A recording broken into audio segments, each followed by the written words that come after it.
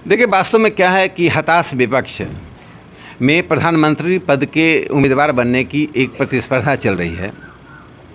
और पिछली बार जब तेलंगाना के मुख्यमंत्री आए थे तो जो दृश्य दिखाई पड़ा वह लोकतंत्र के लिए अशोभनीय दृश्य था। तो मुझे लगता है कि नीतीश कुमार का यह प्रयास तो लोकतांत्रिक दृष्टि से तो उचित है, लेकिन यह प्रयास सिर्फ एक मुंगेरी लाल के हसीन सपने की तरह है, जहां पर एक अनार 100 बीमार की स्थिति है।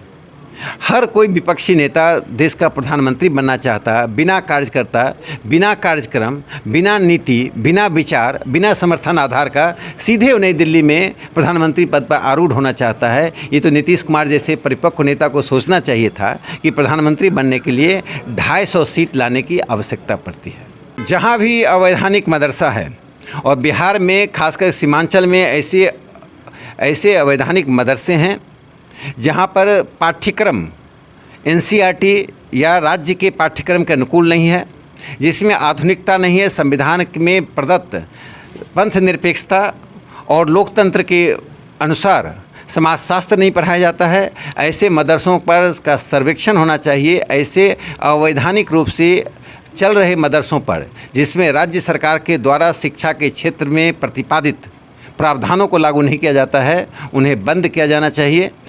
चाहे मदरसा हो या कोई ऐसी संस्था जो अवैधानिक रूप से चलती है, वह शिक्षा के क्षेत्र में एक तरह से खिलवाड़ है।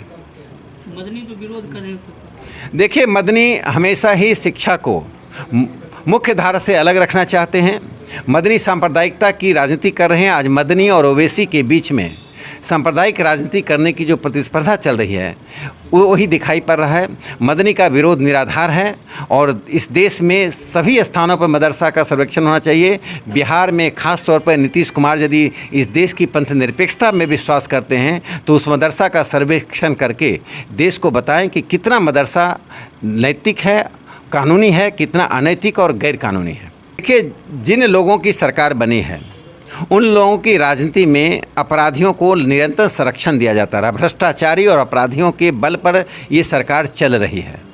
भारतीय जनता पार्टी के साथ जब तक जेडीयू था, हमने अपनी संस्कृति और अपने समर्थन के आधार पर जेडीयू को नियंत्रण कर रखा था।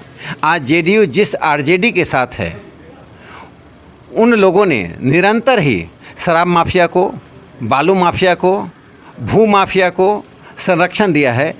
ट्रांसफ़र पोस्टिंग में जिस तरह से पैसे लेने का कार्य शुरू हो गया है, वह दिखाता कि